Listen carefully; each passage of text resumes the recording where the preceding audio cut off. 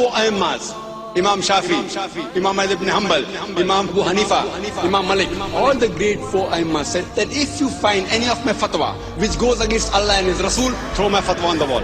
وَإِذَا صَحَّ الْحَدِيث فَهُوَ مَذْهَبِي. And if you find a hadith which is authentic, then that is really my madhab. And unfortunately and sadly, in many circles, especially amongst the youngsters, there are so many discussions, so many arguments, so many debates, so many confusions. Many people, subhanallah, they think that as long as you are following a sahih narration, that is okay. But the Prophet didn't say follow sahih hadith. He said follow sunnah. And the sunnah, ordinary person can't come up with it. And this is the responsibility of the fuqaha. So when you follow the fuqaha who have been followed for almost 12 centuries, Imam Abu Hanifa rahimahullah, like I said, up to today even, more than half the ummah follows Hanafi fiqh. A large portion of the ummah follows Imam Shafi.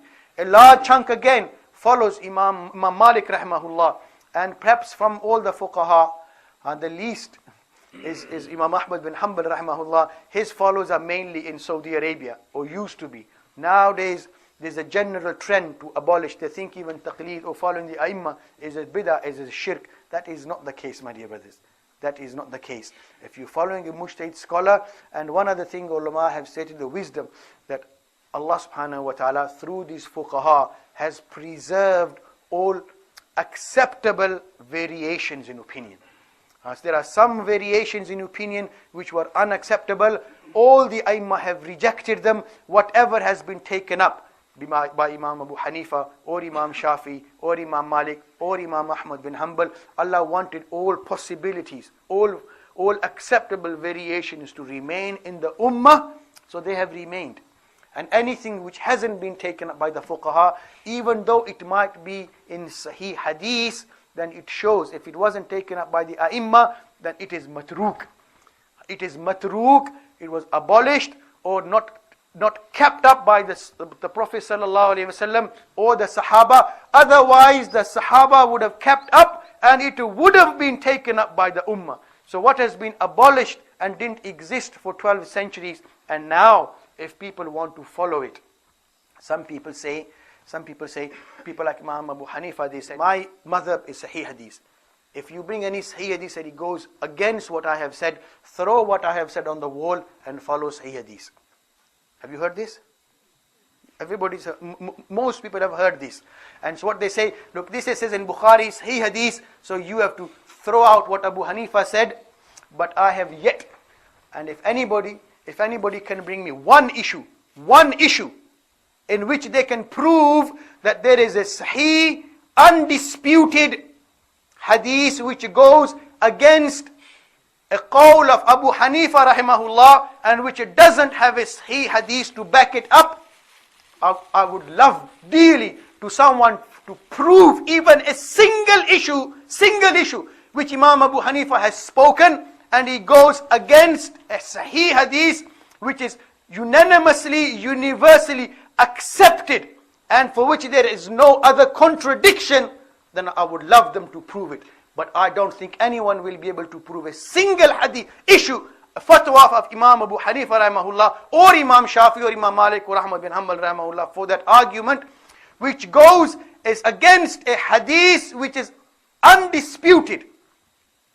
Against a hadith which is undisputed. If it appears to go against a hadith which is sahih, then I can guarantee you there is another sahih hadith elsewhere to support what the Imams have said. Or if there is a qawl of any of the Imams and it appears to contradict a sahih hadith, then there is another sahih hadith to contradict that hadith somewhere else. And ordinary people don't know that. But by making such claims, and many scholars, Dr. Zakir Naik, Abdul Rahim Green, Abu Amina Bilal Phillips, and by making such claims, and I have yet to hear, I've seen many clips, Zakir Naik, Bilal Phillips, Abu Usama, Abdul Rahim Green, making all these claims that Imam Abu Hanifa said, if you see a sahih hadith, which goes against what I have said, throw my qawl on the wall, follow this sahih hadith. But no one as yet has presented a single example of such an amal which either Imam Abu Hanifa has, what he said, goes against a sahih hadith, and there is no other sahih hadith to contradict it.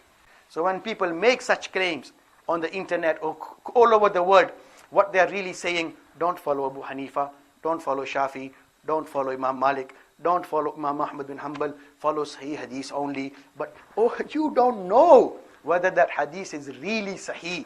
You don't know whether that hadith is mansukh or not. And even if it is classified as sahih, it's not been classified as sahih by Rasulullah.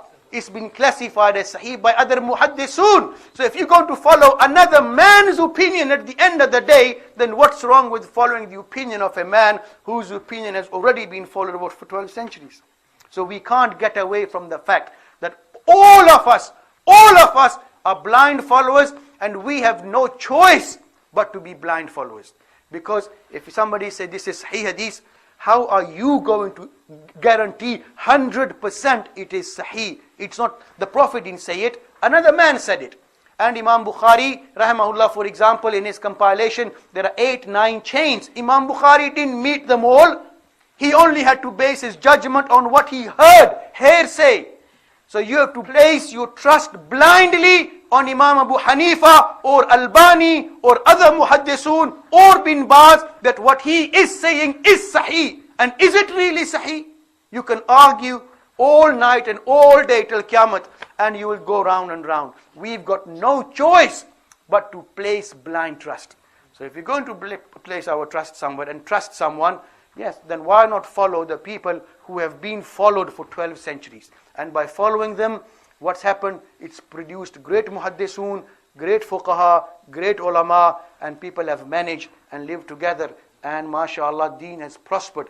But now, in this time and age, we see so much fitna on the name of Quran and Hadith.